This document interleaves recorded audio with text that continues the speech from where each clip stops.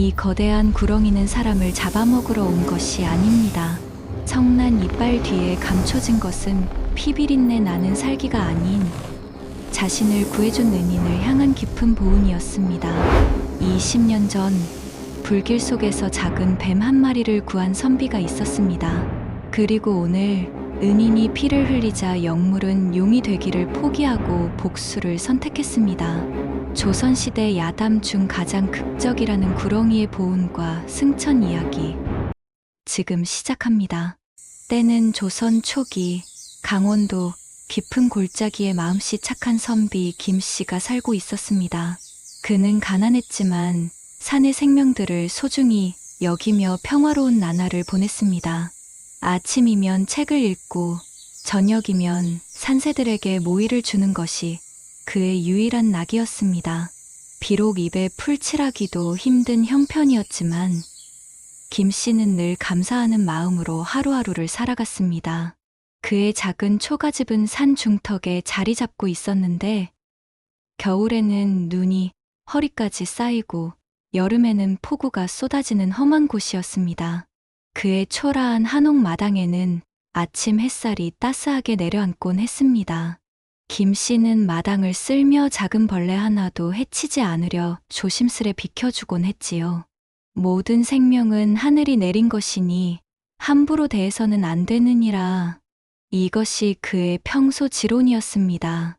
산짐승들도 김씨의 그런 마음을 아는지 그의 집 근처에서는 서로 싸우는 법이 없었습니다. 참으로 평화로운 나날이었습니다.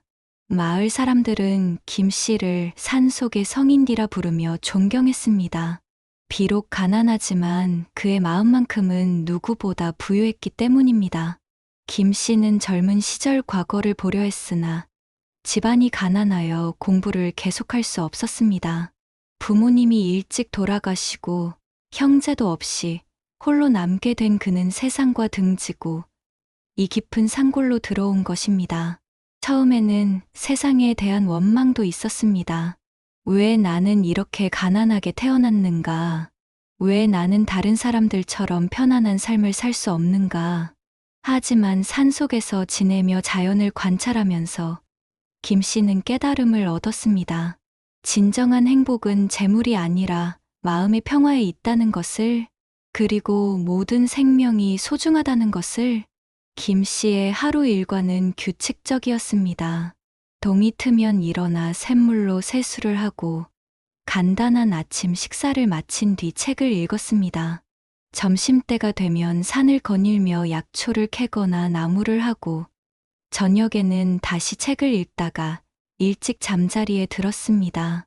때때로 마을에 내려가 캔 약초를 팔아 쌀과 소금을 사오곤 했지요.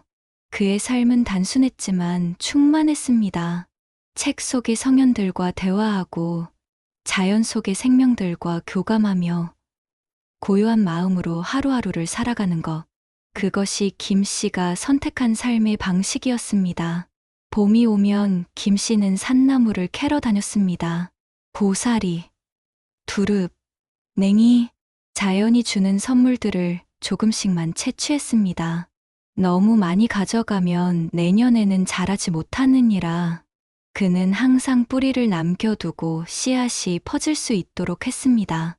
여름이 오면 계곡물에 발을 담그고 책을 읽었습니다.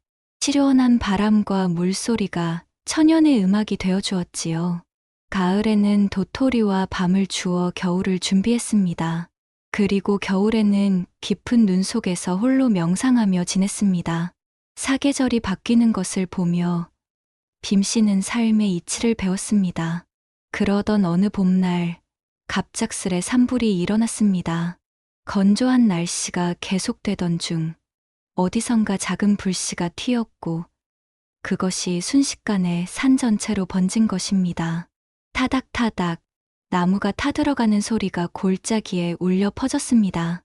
검은 연기가 하늘을 뒤덮고 붉은 불길이 나무에서 나무로 옮겨 붙었습니다. 김씨는 불길 속에서 타들어가는 생명들의 비명을 듣고 가슴이 미어졌습니다. 다람쥐들이 나무에서 뛰어내리고 새들이 날개를 태우며 떨어지고 노루들이 비명을 지르며 도망치는 모습이 보였습니다. 저 불길 속에 얼마나 많은 목숨들이 희생되고 있는가. 김 씨는 눈물을 흘리며 중얼거렸습니다. 자신의 집도 위험했지만 그보다 생명들이 걱정되었습니다. 그는 물을 길어다가 자신의 집 주변에 뿌리며 불이 번지는 것을 막으려 애썼습니다. 온몸이 땀과 연기로 범벅이 되었지만 멈추지 않았습니다. 그때였습니다. 바위 틈에서 미약한 소리가 들려왔습니다. 시, 뱀의 소리였습니다. 조심스레 다가가 보니 바위 틈에 갇혀 꼼짝도 못하는 작은 뱀 한 마리가 있었습니다.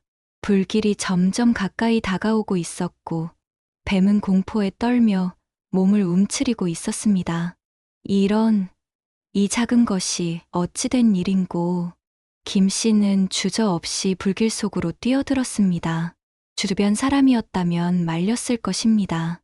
뱀 따위를 구하려고 목숨을 거시렵니까? 하지만 김 씨에게 뱀 따위란 없었습니다. 모든 생명은 동등하게 소중했습니다. 뜨거운 열기에 옷자락이 그을리고 눈썹이 타들어갔지만 그는 작은 생명을 포기할 수 없었습니다. 그의 손이 바위 틈으로 들어가 뱀을 조심스럽게 꺼냈습니다.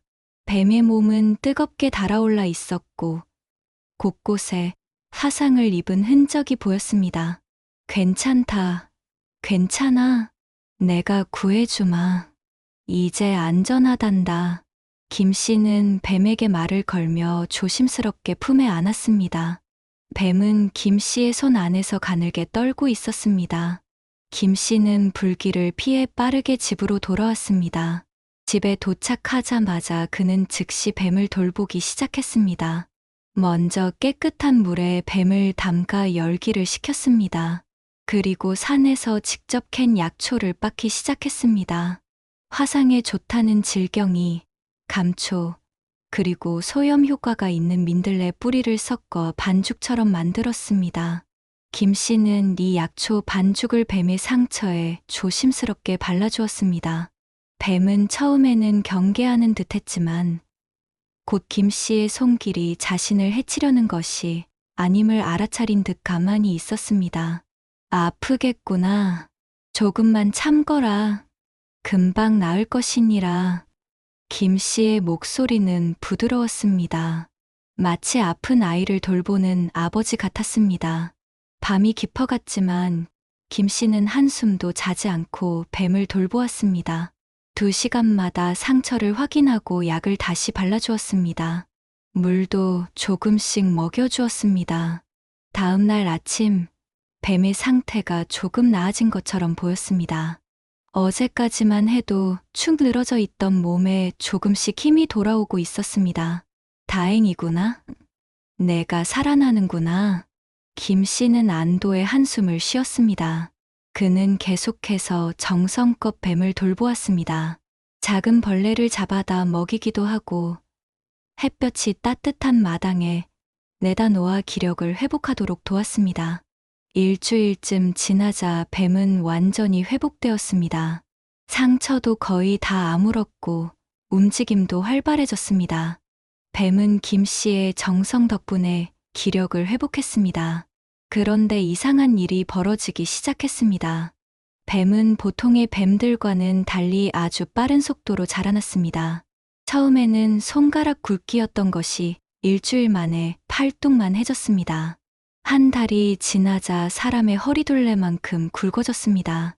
석 달이 지나자 어른 팔뚝보다 2배는 굵은 크기가 되었습니다.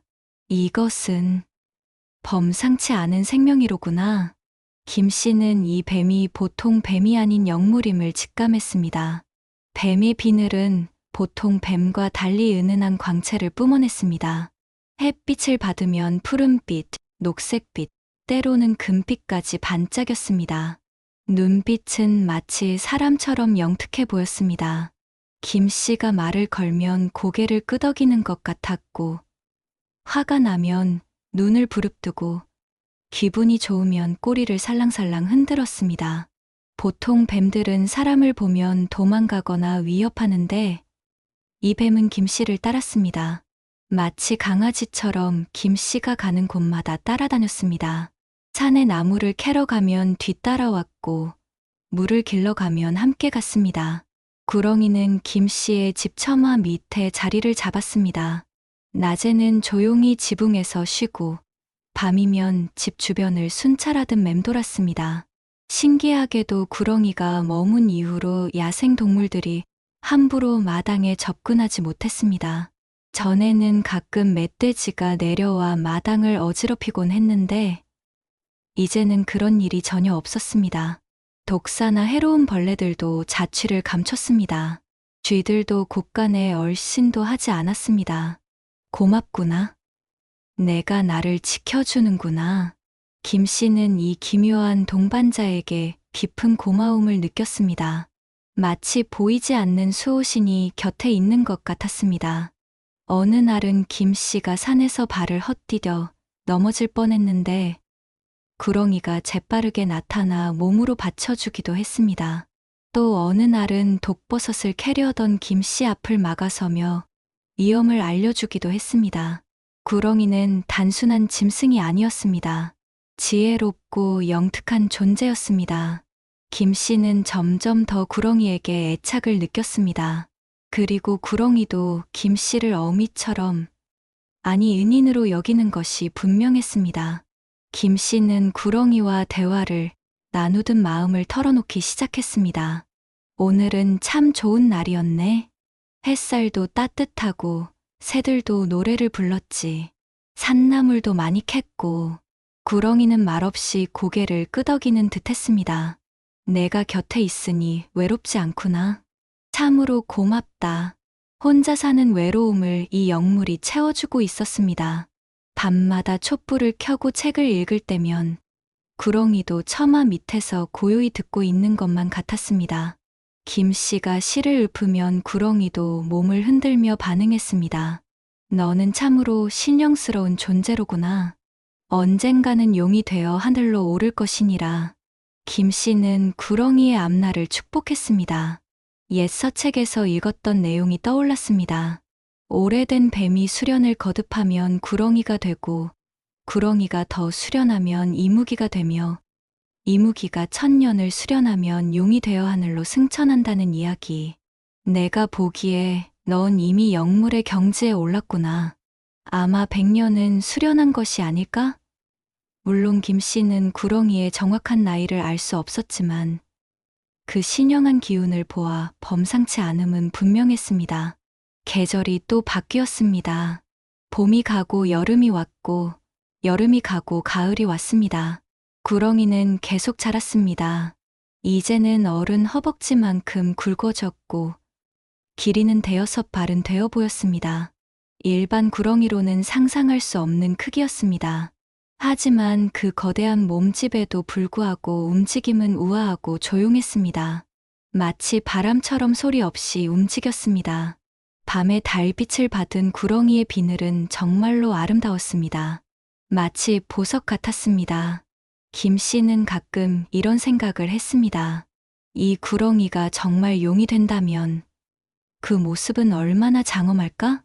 그러던 어느 날 고을에 악명 높은 도적대가 나타났다는 소문이 들려왔습니다.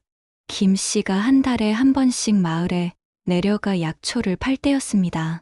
마을 사람들이 수군거리는 소리가 들렸습니다. 여보게들, 들었나? 저 도적놈들이 이 근처 마을을 차례로 습격한다네. 인근 3개 마을이 벌써 당했다고 하네. 재물은 물론이고 사람까지 해쳤다지 뭔가. 산골 마을까지 약탈을 일삼는다니 세상이 어찌 된 것이오. 사람들은 두려움에 떨며 문을 걸어 잠그고 밤마다 불안에 시달렸습니다. 도적들은 특히 외딴 집을 노렸다고 했습니다. 사람이 적고 도움을 요청하기 어려운 곳을 골라 습격했습니다. 저항하는 자는 가차 없이 해쳤다고 했습니다. 마을 전체가 공포에 휩싸였습니다. 저 도적들의 두목은 특히 잔인하다고 하네. 칼솜씨가 뛰어나 무술을 아는 사람도 당해내지 못한다더군. 그들은 7명이라던데 모두 흉악한 자들이라네. 김 씨는 이 이야기를 듣고 마음이 무거워졌습니다. 하지만 자신은 깊은 산 속에 산이 괜찮을 거라고 생각했습니다. 저 도적들이 이 깊은 산골까지 올 리가 없겠지. 김 씨는 스스로를 안심시키려 했지만 마음 한구석이 불안했습니다. 집으로 돌아오는 길, 평소보다 주변을 더 경계하게 되었습니다. 밤마다 산 아래에서 들려오는 소리가 신경 쓰였습니다. 가끔 비명 소리 같은 것이 바람을 타고 희미하게 들려왔습니다. 밤하늘의 달은 이상하리만치 붉게 보였고 산짐승들조차 소리를 죽이고 숨어들었습니다. 불길한 기운이 산 전체를 감쌌습니다. 마을 사람들의 비명 소리가 점점 가까워지고 있었습니다. 도적들은 마을에서 마을로, 골짜기에서 골짜기로 이동하며 약탈을 계속했습니다. 그리고 그들은 점점 김 씨의 집 근처까지 다가오고 있었습니다. 어느 날 저녁, 김 씨는 산 아래에서 횃불빛을 보았습니다. 여러 개의 횃불이 산길을 따라 올라오고 있었습니다. 설마 하는 불안한 예감이 들었습니다. 그날 밤부터 김 씨는 잠을 제대로 이루지 못했습니다. 조금만 소리가 나도 깜짝 놀라 깨어났습니다. 그날 밤, 구렁이의 행동이 이상했습니다. 평소에는 조용히 처마 밑에서 쉬었는데 그날은 계속 움직이며 불안해하는 모습이었습니다. 평소와 달리 사납게 혀를 낼름거리며 산 아래를 응시했습니다. 씩 구렁이의 혀가 빠르게 움직였습니다. 이것은 뱀이 위험을 감지했을 때 하는 행동입니다. 구렁이의 눈은 타오르는 듯 붉게 빛났고 몸을 잔뜩 웅크린 채 경계하는 모습이었습니다. 몸의 비늘이 하나하나 곤두서 있었습니다. 무슨 일이냐? 왜 그러느냐? 김 씨는 구렁이의 이런 모습을 처음 보았습니다. 구렁이는 계속해서 산 아래를 향해 위협적인 소리를 냈습니다. 그리고 김 씨를 돌아보며 무언가 경고하는 듯한 눈빛을 보냈습니다. 위험하다는 메시지가 분명했습니다. 설마 도적들이 이곳까지? 김 씨의 예감은 빗나가지 않았습니다. 불안은 현실이 되어가고 있었습니다. 구렁이는 계속해서 집 주변을 맴돌며 경계를 늦추지 않았습니다. 마치 곧 무슨 일이 일어날 것을 알고 있는 것 같았습니다. 칠흑 같은 밤이었습니다. 달조차 구름에 가려 사방이 암흑천지였습니다. 바람 한 점 없는 고요한 밤이었지만 그 고요함이 오히려 불길했습니다. 폭풍 전의 고요함 같았습니다. 김 씨는 잠을 이룰 수 없어 촛불을 켜고 책을 읽으려 했지만 글자가 눈에 들어오지 않았습니다. 계속해서 밖의 소리에 귀를 기울였습니다. 구렁이도 처마 밑에서 한시도 긴장을 늦추지 않았습니다. 그때였습니다. 멀리서 발소리가 들려왔습니다. 한 명이 아니었습니다. 여러 명의 발소리였습니다. 그리고 그 발소리는 김 씨의 집을 향해 다가오고 있었습니다. 김 씨의 심장이 빠르게 뛰기 시작했습니다. 손에 땀이 맺혔습니다. 발소리가 점점 가까워졌습니다. 그리고 낮은 목소리들이 들렸습니다. 여기가 그 집이다. 불빛이 보이는군. 안에 사람이 있어. 조용히 해. 놀라서 도망가면 안 돼. 도적들이었습니다. 쾅쾅쾅. 대문이 거칠게 부서지는 소리가 들렸습니다. 김 씨가 급히 문을 열고 나가기도 전에 대문은 이미 박살나 있었습니다. 이놈들아, 문 열어라. 결국 도적들이 김 씨의 가난한 집을 덮친 것입니다. 7명의 도적이 횃불을 들고 마당으로 쏟아져 들어왔습니다. 횃불빛에 비친 그들의 얼굴은 흉악하기 그지없었습니다. 칼과 몽둥이로 무장한 그들은 마치 짐승 같았습니다. 이 집에 돈이 숨겨져 있을 것이다. 모조리 뒤져라. 도적 두목의 흉악한 목소리가 밤하늘을 찢었습니다. 제발, 저는 가난한 선비일 뿐입니다. 가진 것이 아무것도 없습니다. 김 씨는 떨리는 목소리로 애원했습니다. 그의 얼굴은 창백했고 온몸이 떨렸습니다. 하지만 도적들은 귀를 기울이지 않았습니다. 거짓말. 이런 깊은 산골에 혼자 사는 놈이 재산을 숨기지 않았을 리 없다. 두목이 소리쳤습니다. 이런 곳에 사는 선비들은 다 부자야. 금은보화를 땅에 묻어두거나 벽장에 숨겨둔단 말이지. 그들은 완전히 잘못된 생각에 사로잡혀 있었습니다. 돈을 내놓지 않으면 목숨은 없는 줄 알아라. 다른 도적이 위협했습니다. 도적들은 김 씨를 난폭하게 밀쳐내며 집안을 뒤지기 시작했습니다. 방문을 발로 차고 들어가고 궤짝을 열어 뒤집고 벽을 두드리며 빈 공간을 찾았습니다. 하지만 나오는 것은 낡은 책과 누더기 옷가지뿐이었습니다. 쌀독에는 거의 바닥이 보일 정도로 쌀이 없었고 곳간에도 아무것도 없었습니다. 정말로 아무것도 없습니다. 김 씨의 간청은 소용이 없었습니다. 도적들은 점점 더 화가 났습니다. 기대했던 재물이 나오지 않자 분풀이를 하기 시작했습니다. 가구를 부수고 그릇을 깨뜨리고 책을 찢어 던졌습니다. 김 씨가 평생 아끼던 책들이 진흙 위에 나뒹굴었습니다. 이 늙은이가 우릴 농락한 거야. 정말 아무것도 없잖아. 시간 낭비했어. 도적들의 목소리는 분노로 가득했습니다. 그들은 빈손으로 돌아갈 수 없었습니다. 무언가 얻어가야 했습니다. 설령 그것이 재물이 아니더라도. 쓸모없는 늙은이, 화가 난 도적 두목이 칼을 빼들었습니다. 번쩍이는 칼날이 횃불빛을 받아 차갑게 빛났습니다. 그 칼에는 이미 다른 사람들의 피가 묻어 있었습니다. 본때를 보여주겠다. 다음 놈들은 이 꼴을 보고 순순히 재물을 내놓겠지. 두목의 얼굴은 악마 같았습니다. 칼이 김 씨를 향해 휘둘러졌습니다. 공기를 가르는 소리가 들렸습니다. 아, 김 씨가 본능적으로 팔을 들어막았지만 칼날은 그의 어깨를 깊이 베었습니다. 피가 솟구쳤습니다. 붉은 피가 하얀 한복을 적시며 흘러내렸습니다. 김 씨는 엄청난 고통에 비명을 질렀습니다. 그의 몸이 휘청거리며 뒤로 밀려났습니다.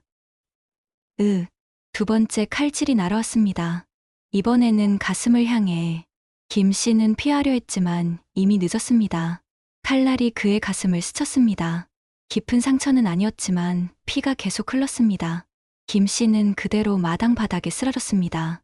차가운 흙바닥에 몸이 쓰러지며 의식이 흐려졌습니다. 하하, 이 늙은이는 이제 끝이다. 도적들은 비웃으며 쓰러진 김 씨를 내려다보았습니다. 그들의 눈에는 인간미라고는 찾아볼 수 없었습니다. 완전히 악마들이었습니다. 이제 마지막으로 집을 한 번 더 뒤져보자. 혹시 놓친 게 있을지도 몰라. 도적들은 집안을 계속 뒤졌습니다. 엎질러진 쌀을 주워 담고 낡은 옷가지라도 챙겼습니다. 심지어 김 씨가 아끼던 붓과 벼룩까지 훔쳐갔습니다. 그들에게는 양심이란 것이 전혀 없었습니다. 처마 밑에서 이 모든 광경을 지켜보던 구렁이의 몸에서 변화가 일어나기 시작했습니다. 은인이 피를 흘리며 쓰러지는 것을 본 순간 구렁이의 몸 전체가 떨리기 시작했습니다. 분노? 엄청난 분노가 끓어올랐습니다. 구렁이의 눈이 핏빛으로 변했습니다. 몸에서 푸른 안개가 피어오르기 시작했습니다. 하늘이 순간 어두워지더니 천둥 소리가 골짜기를 울렸습니다. 파르릉. 구렁이의 비늘이 하나하나 곤두서며 푸른 빛을 발했습니다. 20년을 함께한 은인, 자신을 불길 속에서 구해준 은인, 밤새도록 정성껏 치료해준 은인, 따뜻한 말과 사랑으로 보살펴준 은인, 그 은인이 피를 흘리며 쓰러지는 것을 보는 순간 구렁이의 마음속에서 무언가가 폭발했습니다. 분노, 그리고 깊은 슬픔이었습니다. 구렁이는 그동안 수련하며 모아온 모든 영역을 끌어냈습니다. 100년 가까이 수련하며 쌓아온 힘을 한순간에 폭발시켰습니다. 용이 되기 위한 힘을, 승천하기 위한 힘을. 구렁이의 몸이 부풀어 오르기 시작했습니다. 점점 더 크게, 점점 더 거대하게. 허벅지만 하던 몸이 기둥만 해지고, 기둥만 하던 몸이 나무만 해지고, 나무만 하던 몸이 집채만 해졌습니다. 순식간에 집채만 한 크기로 변한 구렁이가 담장을 넘어 마당으로 내려앉았습니다. 쿵! 땅이 울렸습니다. 마치 지진이 일어난 것 같았습니다. 마당의 흙바닥에 거대한 뱀의 형체가 찍혔습니다. 도적들이 뒤를 돌아보는 순간 그들의 눈앞에는 상상도 할 수 없는 광경이 펼쳐져 있었습니다. 어둠 속에서 빛나는 두 개의 거대한 눈, 집채만 한 몸집, 그리고 하늘을 찌를 듯한 위압감. 구렁이는 입을 벌려 날카로운 송곳니를 드러냈습니다. 쉬! 거대한 소리가 마당을 가득 채웠습니다. 그 소리만으로도 사람의 간담을 서늘하게 만들기에 충분했습니다. 저게 뭐야? 한 도적이 떨리는 목소리로 외쳤습니다.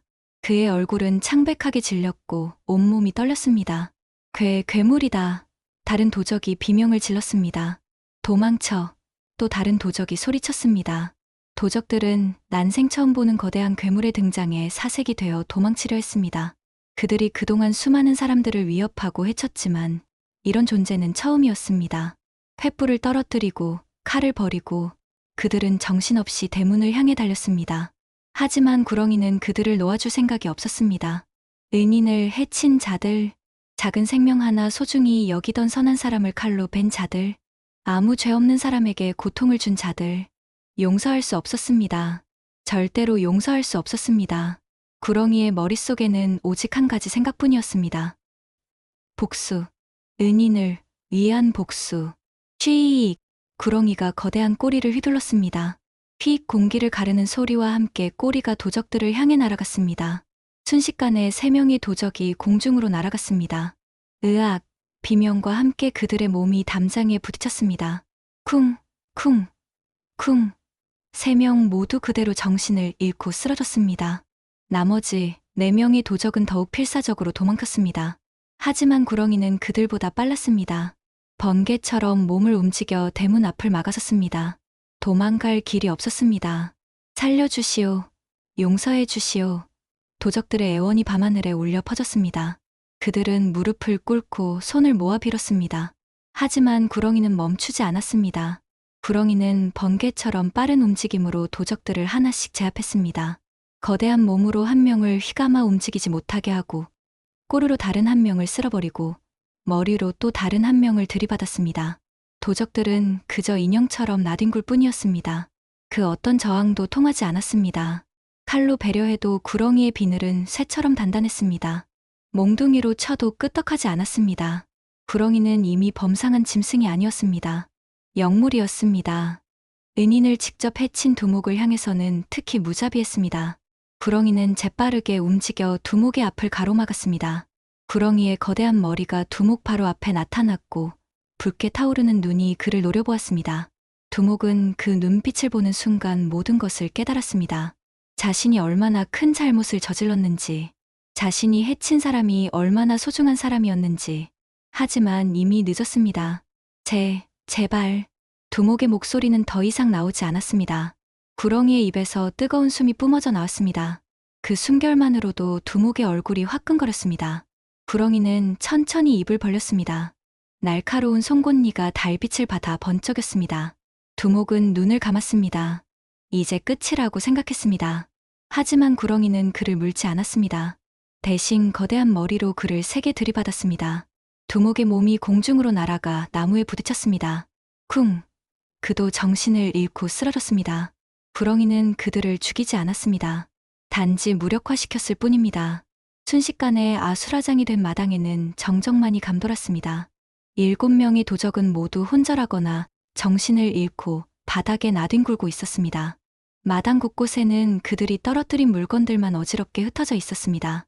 부러진 칼, 꺼진 횃불, 그리고 그들의 핏자국. 하늘에서는 가랑비가 내리기 시작했습니다. 마치 하늘도 이 광경을 슬퍼하는 듯했습니다. 빗방울이 피 묻은 땅을 씻어내리기 시작했습니다. 구렁이는 천천히 몸을 움직여 김씨가 쓰러진 곳으로 다가갔습니다. 거대했던 몸이 조금씩 작아지기 시작했습니다. 집채만 하던 크기가 나무만 해지고 나무만 하던 크기가 사람만 해졌습니다. 평소의 크기로 돌아온 구렁이는 김씨 곁에 조용히 누웠습니다. 피를 흘리며 쓰러져 있는 김씨. 그의 얼굴은 창백했고 입술은 파랗게 질려 있었습니다. 구렁이는 조심스럽게 고개를 숙여 은인의 얼굴을 들여다보았습니다. 김씨의 숨소리는 점점 약해지고 있었습니다. 희미한 신음만이 들렸습니다. 상처에서는 여전히 피가 흘러나왔습니다. 구렁이는 자신의 혀로 김씨의 상처를 핥기 시작했습니다. 구렁이의 침에는 치유의 힘이 있었습니다. 하지만 상처는 너무 깊었습니다. 이대로라면 은인은 살아날 수 없었습니다. 피를 너무 많이 흘렸습니다. 생명의 불꽃이 점점 꺼져가고 있었습니다. 구렁이의 거대한 눈에서 한 방울의 눈물이 떨어졌습니다. 그 눈물이 김씨의 상처 위에 떨어졌습니다. 구렁이는 결심했습니다. 이 이야기가 기대되신다면 구독과 좋아요 부탁드립니다. 20년을 수련하며 키워온 내단 그것을 은인에게 주기로. 내단은 영물이 수백 년 수련하여 만든 영험한 구슬이었습니다. 이것이 있어야만 용이 될 수 있었습니다. 이것이 없으면 아무리 오래 수련해도 승천할 수 없었습니다. 내단은 영물의 모든 것이었습니다. 생명이자 힘이자 미래였습니다. 하지만 구렁이는 망설이지 않았습니다. 은인의 목숨과 자신의 승천, 무엇이 더 중요한가? 답은 명백했습니다. 은인의 목숨이었습니다. 구렁이의 목에서 푸른 빛을 내는 작은 구슬이 나왔습니다. 내단이었습니다. 구슬은 작았지만 그 안에는 엄청난 힘이 담겨 있었습니다. 100년 가까운 수련의 결실이었습니다. 구렁이는 이 내단을 토해내며 엄청난 고통을 느꼈습니다. 마치 자신의 영혼을 빼내는 것 같았습니다. 몸이 휘청거리고 힘이 빠졌습니다. 하지만 구렁이는 멈추지 않았습니다. 조심스럽게 내단을 입에 물고 김 씨의 입 쪽으로 다가갔습니다. 구렁이는 내단을 김 씨의 입 속에 넣어주었습니다. 그 순간 내단에서 눈부신 빛이 터져나왔습니다. 푸른 빛이 김 씨의 몸을 감싸며 상처 속으로 스며들었습니다. 빛은 점점 강해져서 주변을 환하게 비췄습니다. 마치 나처럼 밝아졌습니다. 놀랍게도 깊게 베인 상처가 빠른 속도로 아물기 시작했습니다. 찢어졌던 살이 붓고 끊어졌던 혈관이 이어지고 상처가 점점 작아졌습니다. 핏빛이었던 얼굴에도 조금씩 생기가 돌아왔습니다. 김 씨의 숨소리가 점점 안정되어 갔습니다. 약했던 맥박이 강하게 뛰기 시작했습니다. 파랗던 입술에 붉은 빛이 돌아왔습니다. 구렁이는 지켜보며 안도의 한숨을 내쉬었습니다. 다행이었습니다. 은인이 살아나고 있었습니다. 하지만 구렁이 자신은 점점 약해지고 있었습니다. 내단을 잃은 영물은 힘을 잃습니다. 구렁이의 몸이 축 늘어졌습니다. 눈빛도 흐려졌습니다. 하지만 구렁이는 행복했습니다. 은인을 살렸습니다. 그것으로 충분했습니다. 잠시 후 김 씨가 천천히 눈을 떴습니다. 이게 어찌 된 일인가? 분명 죽을 뻔했는데 몸이 거짓말처럼 가벼웠습니다. 아니, 가벼운 정도가 아니라 젊어졌을 때처럼 힘이 솟았습니다. 고개를 들어 몸을 살펴보니 상처가 거의 다 아물어 있었습니다. 흉터만 희미하게 남아있을 뿐이었습니다. 이것이 꿈인가 생시인가? 김 씨는 자신의 볼을 꼬집어 보았습니다. 아팠습니다. 꿈이 아니었습니다. 고개를 돌리자 옆에 축 늘어져 있는 구렁이가 보였습니다. 구렁이는 평소와 달리 기운이 없어 보였습니다. 너는 내가 나를 살린 것이냐? 김 씨의 눈에서 눈물이 흘러내렸습니다. 구렁이는 힘없이 고개를 끄덕였습니다. 김 씨는 모든 것을 이해했습니다. 구렁이가 자신의 내단을 주었음을, 그것이 무엇을 의미하는지도 알고 있었습니다.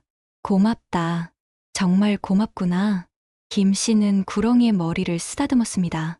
차갑던 비늘이 이제는 따뜻하게 느껴졌습니다. 하지만 내 내단을, 너는 이제 용이 될 수 없게 되지 않았느냐? 김 씨의 목소리는 떨렸습니다. 구렁이는 슬픈 눈빛으로 김 씨를 바라보았습니다. 그렇습니다. 내단을 잃은 영물은 더 이상 승천할 수 없습니다. 아무리 오래 수련해도 다시 내단을 만들 수는 없는 일이었습니다.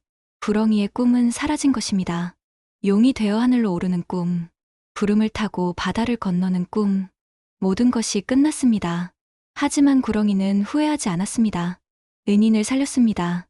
그것으로 충분했습니다. 김 씨는 구렁이를 껴안았습니다. 눈물이 멈추지 않았습니다. 미안하다. 정말 미안하구나. 너는 나를 위해 모든 것을 버렸구나. 김 씨는 흐느꼈습니다. 구렁이는 김 씨의 품에 고개를 묻었습니다. 이것이 마지막일지도 모른다고 생각했습니다. 이제 자신은 평범한 뱀으로 남을 것입니다. 아니, 내단을 잃었으니 얼마 살지 못할 수도 있습니다. 하지만 괜찮았습니다. 은인이 살아있었습니다. 그것으로 충분했습니다. 그때였습니다. 하늘에서 천둥 소리가 크게 울렸습니다. 콰르릉, 콰르르릉. 먹구름이 걷히며 구름 사이로 황금빛 빗줄기가 쏟아져 내렸습니다. 빛은 마치 하늘에서 내려오는 계단 같았습니다. 하늘이 열리는 것이었습니다. 구렁이의 몸에서 다시 빛이 나기 시작했습니다. 이번에는 푸른 빛이 아닌 찬란한 황금빛이었습니다. 이게 어찌 된 일인가? 김 씨는 놀라 하늘을 올려다보았습니다. 구름 속에서 천상의 음악 소리가 들려오는 듯했습니다. 웅장하고 아름다운 선율이었습니다. 하늘의 목소리가 들렸습니다. 사람의 목소리도 아니고 신의 목소리도 아닌 형언할 수 없는 소리였습니다. 진정한 희생을 보았노라. 자신의 모든 것을 버려 은인을 살린 너의 마음을 하늘이 알고 있노라. 내 단을 잃었으나 더 큰 것을 얻을지니 진정한 용의 자격을 얻었노라. 목소리는 온 산을 울렸습니다. 김 씨도 그 소리를 들을 수 있었습니다. 그는 무릎을 꿇고 하늘을 향해 절을 올렸습니다. 하늘이 구렁이를 인정한 것입니다. 구렁이의 머리에서 두 개의 뿔이 솟아오르기 시작했습니다. 작은 돌기에서 시작해서 점점 자라나 장엄한 뿔이 되었습니다. 금빛으로 빛나는 뿔이었습니다. 비늘이 하나하나 황금색으로 변해갔습니다. 보통의 비늘이 아니라 보석처럼 빛나는 비늘이었습니다. 네 개의 발톱이 생겨났습니다. 날카롭고 강력한 발톱이었습니다. 몸이 더욱 길고 우아하게 변했습니다. 용이 되고 있었습니다. 진정한 용으로 거듭나고 있었습니다. 내 단을 잃었는데도, 아니 오히려 내 단을 버렸기에 하늘이 감동한 것이었습니다. 자신의 모든 것을 버려 은인을 살린 그 고귀한 희생을 하늘이 보상하기로 한 것입니다. 보통의 용이 되는 길은 수천 년의 수련이 필요합니다. 하지만 구렁이는 더 빠른 길을 택했습니다. 진정한 희생의 길을, 사랑의 길을, 그리고 하늘은 그것을 인정했습니다. 구렁이는 이제 진정한 용이었습니다. 오, 김 씨는 눈물을 흘리며 이 신비로운 광경을 바라보았습니다. 구렁이는 이제 완전한 용의 모습이 되었습니다. 황금빛 비늘, 위엄 있는 뿔, 그리고 구름을 타고 오를 수 있는 신령한 힘. 용은 천천히 공중으로 떠올랐습니다. 발이 땅에서 떨어지고 몸이 공중에 떠 있었습니다. 중력이 용에게는 아무 의미가 없었습니다. 하늘을 나는 것이 마치 물고기가 물속에서 헤엄치는 것처럼 자연스러웠습니다. 하지만 용은 바로 승천하지는 않았습니다. 용은 김 씨 주위를 천천히 3번 회전했습니다. 마지막 인사였습니다. 감사의 인사이자 작별의 인사였습니다. 첫 번째 회전은 감사를 의미했습니다. 나를 구해주셔서 감사합니다. 두 번째 회전은 사랑을 의미했습니다. 당신을 사랑합니다. 세 번째 회전은 축복을 의미했습니다. 행복하세요. 용의 몸에서 황금빛 가루가 떨어져 내렸습니다. 그 가루는 김 씨의 주변에 내려앉아 아름다운 광경을 만들었습니다. 잘 가거라. 내 앞날에 늘 행복이 가득하기를. 김 씨가 손을 흔들며 말했습니다. 목이 메어 말을 잇기 어려웠습니다. 용은 마지막으로 한번 크게 울음을 터뜨렸습니다. 끄아, 그 소리는 슬프면서도 기쁜, 묘한 감정이 담긴 소리였습니다. 골짜기 전체에 울려 퍼졌습니다. 잠들어 있던 새들이 깨어나 날아올랐고 산짐승들이 고개를 들어 하늘을 올려다보았습니다.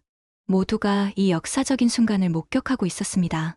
그리고 용은 빛을 뿜으며 하늘 높이 솟구쳤습니다. 구름을 뚫고 더 높이, 더 높이 빠른 속도로 하늘로 올라갔습니다. 황금빛 빛에 꼬리를 남기며 날아올랐습니다. 마치 거대한 혜성 같았습니다. 순식간에 용의 모습은 작은 점이 되어 사라졌습니다. 그리고 완전히 보이지 않게 되었습니다. 하늘로 돌아간 것입니다. 김 씨는 한참 동안 그 자리에 서서 하늘을 바라보았습니다. 눈물이 계속 흘러내렸습니다. 기쁨의 눈물이자 슬픔의 눈물이었습니다. 용이 떠난 자리에는 신비로운 물건들이 남아 있었습니다. 황금빛으로 빛나는 보석 몇 개와 오래된 산삼 여러 뿌리, 그리고 용의 비늘 하나. 보석들은 밤하늘의 별처럼 반짝였습니다. 산삼은 천년은 묵었을 법한 귀한 것이었습니다.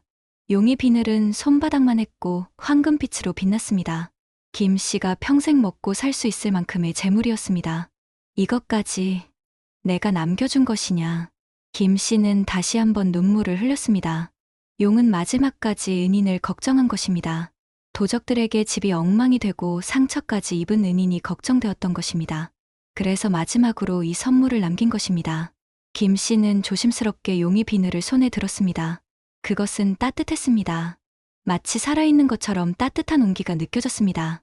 비늘을 가슴에 안으며 김 씨는 중얼거렸습니다. 고맙다. 정말 고맙구나. 나는 너를 평생 잊지 않을 것이다. 다음 날 아침, 마을 사람들이 김 씨의 집을 찾아왔습니다. 밤새 들렸던 천둥 소리와 이상한 빛 때문이었습니다.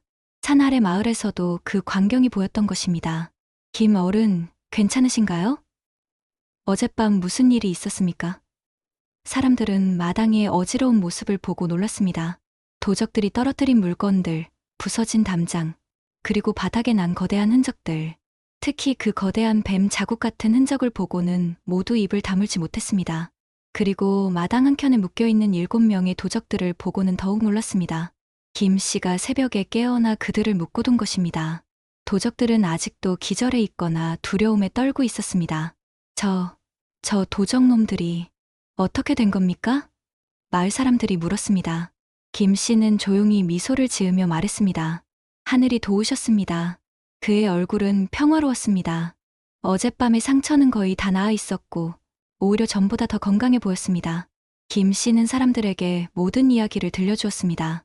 20년 전 불길 속에서 구한 작은 뱀, 은인을 지킨 구렁이, 도적들을 물리친 영물, 그리고 용이 되어 승천한 감동적인 순간까지 사람들은 숨도 쉬지 않고 이야기를 들었습니다.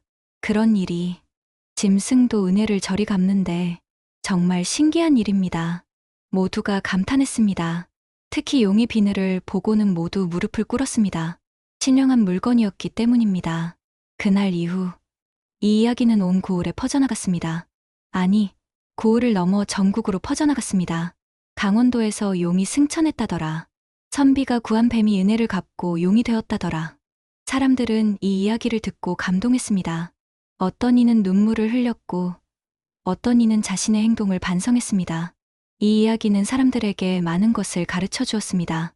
선행의 가치, 은혜의 아름다움, 그리고 모든 생명의 소중함을. 더욱 놀라운 일은 그 다음부터 일어났습니다. 그 산골에는 다시는 도적이 나타나지 않았습니다. 아니, 도적뿐만이 아니었습니다. 맹수들도, 독사들도, 해로운 짐승들이 모두 사라졌습니다. 심지어 산불도 그 지역에서는 일어나지 않았습니다. 풍년이 계속되었고 질병도 돌지 않았습니다. 사람들은 이것이 용이 된 구렁이의 가호라고 믿었습니다. 용님께서 이 마을을 지켜주시는 것이야. 김어른 덕분에 우리 모두가 평안하게 된 게지. 마을은 그 어느 때보다 평화로워졌습니다. 사람들 사이의 다툼도 줄어들었습니다. 서로 돕고 사랑하는 마음이 커졌습니다. 작은 생명도 함부로 대하지 않게 되었습니다. 아이들은 벌레를 괴롭히지 않았고 어른들은 산짐승을 함부로 잡지 않았습니다. 모두가 김 씨의 이야기를 기억하며 살아갔습니다. 작은 생명 하나도 소중히 여겨야 한다. 언젠가 그 선행이 나를 구할 수도 있다. 이것이 마을의 새로운 가르침이 되었습니다. 김 씨는 용이 남긴 재물로 편안한 노후를 보낼 수 있었습니다. 하지만 그는 그 재물을 혼자만 쓰지 않았습니다. 어려운 이웃이 있으면 도왔고 가난한 아이들이 공부할 수 있도록 지원했습니다. 병든 사람이 있으면 약을 구해주고 굶주린 사람이 있으면 쌀을 나눠주었습니다. 집이 없는 사람에게는 집을 지어주고 추운 겨울에는 옷을 나눠주었습니다. 용이 내게 준 것은 단순히 재물이 아니라 선행을 베풀라는 뜻이리라. 김 씨는 그렇게 믿었습니다. 김 씨는 매일 아침 산을 향해 절을 올렸습니다. 손에는 항상 용이 비늘을 들고 있었습니다. 오늘도 감사합니다. 하늘에서 잘 지내고 있느냐? 그는 용에게 말을 걸었습니다. 오늘은 가난한 집에 쌀을 전해주었느니라. 내가 기뻐할 것 같아서. 그는 자신이 한 선행을 용에게 보고하곤 했습니다. 그리고 가끔, 정말 가끔씩 하늘 높은 곳에서 용이 자신을 내려다보고 있는 것 같은 느낌을 받았습니다. 구름 사이로 황금빛 무언가가 번쩍이는 것을 보기도 했습니다. 그래, 내가 지켜보고 있구나. 김 씨는 미소 지었습니다. 어떤 날은 하늘에서 황금빛 비늘 같은 것이 떨어지기도 했습니다. 김 씨는 그것을 소중히 간직했습니다. 용이 보내는 메시지라고 생각했습니다. 비가 내리는 날에는 빗소리 속에서 용의 울음소리가 들리는 것 같았습니다. 바람이 부는 날에는 바람 소리 속에서 용의 숨소리가 들리는 것 같았습니다. 용은 떠났지만 여전히 곁에 있었습니다. 이 이야기는 입에서 입으로 전해졌습니다. 마을의 어른들은 아이들에게 이 이야기를 들려주며 가르쳤습니다. 짐승도 은혜를 아는데 사람이 어찌 은혜를 잊을 수 있겠느냐? 작은 생명 하나도 소중히 여겨야 한다. 선행은 반드시 보답을 받는다. 아이들은 이 이야기를 듣고 감동했습니다. 그리고 길에서 다친 동물을 보면 외면하지 않고 도와주게 되었습니다. 작은 벌레도 함부로 밟지 않게 되었습니다. 김 씨가 살던 산골 고개에는 특별한 이름이 붙었습니다. 구렁이 고개라는 이름이었습니다. 사람들은 그 고개를 지날 때마다 이 이야기를 떠올렸습니다. 후에 그곳에는 작은 비석도 세워졌습니다. 마을 사람들이 함께 돈을 모아 세운 것입니다. 비석에는 이렇게 적혀 있었습니다. 은혜를 갚은 구렁이가 이곳에서 용이 되어 승천하다. 후세 사람들은 이를 기억하여 선행을 베풀지어다. 지나가는 나그네들은 비석 앞에서 잠시 멈춰 절을 올리곤 했습니다. 마을 사람들은 가끔 이상한 꿈을 꾸곤 했습니다. 꿈 속에서 김씨와 황금용이 함께 구름 위를 거니는 모습을 보는 것이었습니다. 둘은 행복하게 웃으며 이야기를 나누고 있었습니다. 마치 오랜 친구처럼. 용은 김씨를 등에 태우고 하늘을 날기도 했습니다. 김씨는 구름 위에서 세상을 내려다보며 즐거워했습니다. 꿈에서 깨어난 사람들은 말했습니다. 아마 저 둘은 저승에서도 함께 있을 거야. 진정한 우정은 죽음도 갈라놓을 수 없지. 사람들은 그렇게 믿었습니다. 세월이 흘러 김씨도 나이가 들었습니다. 하지만 그는 용의 내단 덕분인지 다른 사람들보다 훨씬 건강했습니다. 100세가 넘도록 정정했습니다. 어느 겨울날 그는 조용히 잠자리에 누웠습니다. 평생 선행을 베풀며 살았던 그의 얼굴은 평화로웠습니다. 손에는 여전히 용의 비늘이 쥐어져 있었습니다. 그날 밤 마을 사람들은 하늘에서 황금빛 빗줄기가 김씨의 집을 비추는 것을 보았습니다. 그리고 누군가는 황금용이 김씨를 데리러 내려오는 모습을 보았다고 했습니다. 다음 날 아침 김씨는 평화롭게 잠들어 있었습니다. 그의 얼굴에는 미소가 떠 있었습니다. 마치 좋은 꿈을 꾸고 있는 것 같았습니다. 사람들은 그가 용을 만나러 갔다고 믿었습니다. 장례식 날 하늘에서 황금빛 눈이 내렸습니다. 겨울도 아닌데 눈이 내린 것입니다. 그것도 황금빛 눈이. 사람들은 이것이 용이 보내는 마지막 인사라고 믿었습니다. 김씨는 마을 사람들의 존경 속에 산속에 묻혔습니다. 그가 가장 사랑했던 그 산에. 이 이야기가 우리에게 전하는 교훈은 무엇일까요? 첫째, 모든 생명은 소중하다는 것입니다. 김씨는 작은 뱀 한 마리를 구하기 위해 위험을 무릅썼습니다. 그 작은 자비가 결국 자신의 목숨을 구했습니다. 우리 조상들은 자연의 생명을 얼마나 소중히 여겼는지 이 이야기가 잘 보여줍니다. 산짐승 하나, 벌레 하나도 함부로 대하지 않았던 그 마음이 오늘날 우리에게도 필요합니다. 지금 우리는 자연을 너무 함부로 대하고 있지 않나요? 둘째, 진정한 보은이란 무엇인가를 보여줍니다. 구렁이는 단순히 물질로 은혜를 갚지 않았습니다. 자신의 모든 것, 심지어 용이 될 기회까지 포기하며 은인을 살렸습니다. 보은이란 단순히 받은 만큼 돌려주는 것이 아니라 진심을 다하는 것입니다. 마음을 다하는 것입니다. 목숨을 걸 수 있는 것입니다. 구렁이는 그것을 몸소 보여주었습니다. 우리는 받은 은혜를 이렇게 진심으로 갚고 있나요? 셋째, 선행은 반드시 보답을 받는다는 진리입니다. 김씨가 베푼 작은 친절이 20년 후 자신의 목숨을 구했습니다. 그리고 그 선행은 마을 전체를 평화롭게 만들었습니다. 우리가 오늘 베푸는 작은 친절이 언젠가 어떤 방식으로든 우리에게 돌아올 것입니다. 하늘은 선한 사람을 저버리지 않습니다. 이것이 우리 조상들이 믿었던 세상의 이치였습니다. 그리고 이것은 오늘날에도 여전히 진리입니다. 넷째, 진정한 희생은 하늘도 감동시킨다는 것입니다. 구렁이는 내단을 버려 은인을 살렸고 그 희생을 하늘이 인정하여 더 큰 축복을 내렸습니다. 자신의 이익을 버리고 남을 위해 헌신할 때 우리는 더 큰 것을 얻게 됩니다. 물질적인 것이 아니라 영적인 것을, 일시적인 것이 아니라 영원한 것을. 구렁이는 내단을 잃었지만 진정한 용이 되었습니다. 우리도 마찬가지입니다. 작은 것을 버릴 때 큰 것을 얻습니다. 다섯째, 인과응보의 진리입니다. 욕심에 눈이 멀었던 도적들은 어떻게 되었을까요? 그들은 결국 영물의 심판을 피할 수 없었습니다. 남의 것을 빼앗으려 하고 선한 사람을 해치려 한 대가를 치른 것입니다. 우리가 세상에 뿌린 것은 반드시 우리에게 돌아옵니다. 선을 뿌리면 선이, 악을 뿌리면 악이 돌아오는 것이 세상의 법칙입니다. 도적들은 잠시의 욕심 때문에 평생의 후회를 안고 살게 되었습니다. 여섯째, 진정한 우정과 사랑의 의미입니다. 김씨와 구렁이는 종을 뛰어넘은 우정을 나눴습니다. 사람과 짐승이라는 경계를 넘어 진심으로 서로를 아끼고 사랑했습니다. 진정한 사랑은 조건이 없습니다. 상대가 무엇을 줄 수 있느냐가 아니라 상대를 진심으로 아끼느냐가 중요합니다. 김씨는 구렁이가 아무것도 줄 수 없어도 그를 사랑했습니다. 구렁이도 마찬가지였습니다. 이것이 진정한 사랑입니다. 일곱째, 겸손과 감사의 중요성입니다. 김씨는 가난했지만 항상 감사하는 마음으로 살았습니다. 작은 것에도 감사했고 자연이 주는 선물에 감사했으며 하늘에 감사했습니다. 그의 겸손한 마음이 하늘을 감동시켰고 영물의 도움을 받게 했습니다. 교만한 사람은 아무것도 얻지 못하지만 겸손한 사람은 모든 것을 얻습니다. 우리도 오늘 받은 것들에 감사하며 살아가고 있나요? 여덟째, 승천의 진정한 의미입니다. 승천이란 무엇일까요? 단순히 하늘로 올라가는 것이 아닙니다. 진정한 의로움을 완성하는 과정입니다. 구렁이는 자신의 이익을 버리고 은인을 선택했을 때 이미 진정한 용이 되어 있었습니다. 하늘이 그것을 인정한 것뿐입니다. 우리도 마찬가지입니다. 진정한 고귀함은 지위나 재물이 아니라 우리가 어떤 선택을 하느냐에 달려 있습니다. 어려운 순간에 어떤 선택을 하느냐가 우리의 진정한 가치를 드러냅니다.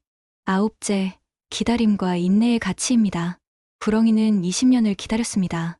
은혜를 갚을 기회를, 그리고 그 기회가 왔을 때 망설이지 않고 모든 것을 바쳤습니다. 좋은 일은 빨리 오지 않을 수 있습니다. 하지만 반드시 옵니다. 인내하며 기다리는 자에게 하늘은 반드시 보답합니다. 우리도 조급해하지 말고 인내하며 선을 행해야 합니다. 때가 되면 반드시 열매를 맺을 것입니다. 열째, 대물림되는 선행의 힘입니다. 김 씨가 베푼 선행은 그에게만 끝나지 않았습니다. 그가 용에게 받은 재물로 다시 남을 도왔고 그 이야기는 수많은 사람들에게 감동을 주었으며 세대를 거쳐 전해져 오늘날 우리에게까지 이르렀습니다. 한 사람의 작은 친절이 이렇게 큰 파급력을 가질 수 있습니다. 우리의 선행도 마찬가지입니다. 우리가 오늘 베푼 친절은 우리 자손에게까지 영향을 미칠 수 있습니다. 바쁘게 살아가는 오늘날 우리는 어떻습니까? 누군가에게 받은 은혜를 잊고 살지는 않나요? 작은 친절을 베풀 기회가 있어도 귀찮다며 외면하지는 않나요? 길에서 다친 동물을 보고도 그냥 지나치지는 않나요? 어려운 이웃을 보고도 모른 척하지는 않나요? 이 이야기는 우리에게 되묻습니다. 짐승도 은혜를 잊지 않는데 과연 우리 인간은 어떠한가? 우리는 김 씨처럼 작은 생명에게도 자비를 베풀 수 있는가? 구렁이처럼 은혜의 목숨으로 보답할 수 있는가? 김 씨가 베푼 작은 친절이 결국 자신의 목숨을 구하고 마을 전체를 지켰습니다. 불길 속에 뛰어들어 뱀 한 마리를 구한 그 짧은 순간의 용기가 20년 후 거대한 기적으로 돌아온 것입니다.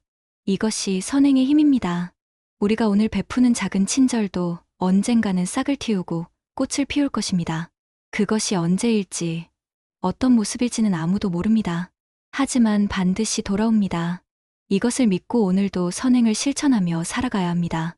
구렁이에서 용으로, 그리고 은인에서 수호신으로 이어진 이 감동적인 이야기는 여기서 끝이 납니다.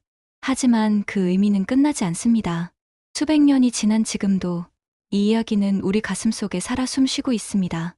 선행의 가치, 보은의 아름다움, 그리고 모든 생명의 소중함을 일깨워주며 이것이 바로 우리 조상들이 남긴 가장 소중한 유산입니다. 단순한 옛 이야기가 아니라 오늘을 사는 우리에게 주는 살아있는 교훈입니다. 여러분, 오늘 이 이야기를 들으시며 무엇을 느끼셨나요? 혹시 주변에 도움이 필요한 작은 생명이 있지는 않은가요? 길에서 다친 새, 굶주린 길고양이, 혹은 도움의 손길이 필요한 이웃. 오늘 여러분이 베푸는 작은 친절이 누군가에게는 평생 잊지 못할 구원이 될 수도 있습니다. 김 씨처럼, 구렁이처럼 진심을 다해 베푸는 것. 그것이 이 이야기가 우리에게 전하는 메시지입니다. 어렵지 않습니다.